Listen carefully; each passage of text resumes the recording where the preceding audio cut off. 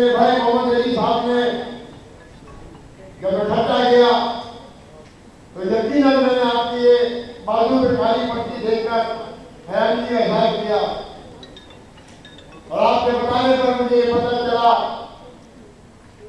कि आपने एशिया पट्टी इसलिए बांधी है कि ठट्टा में नहीं, आज पूरे शहर में, पूरे पाकिस्तान में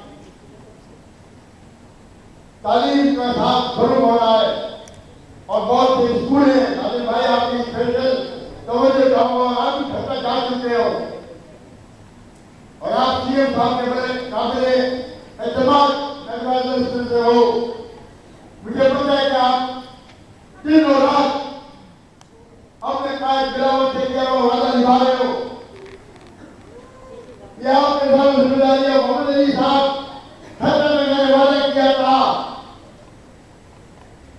कि ये काली पट्टी इंशाअल्लाह आगे 26 महीने से बांधी है और हम कोशिश करेंगे कि इसको 6 हफ्ते में उठाएं। तालीम को हमेशा जिंदा रखेंगे क्योंकि तालीम इस कौम की बुनियादी की जमानत है। नाज़िम भाई,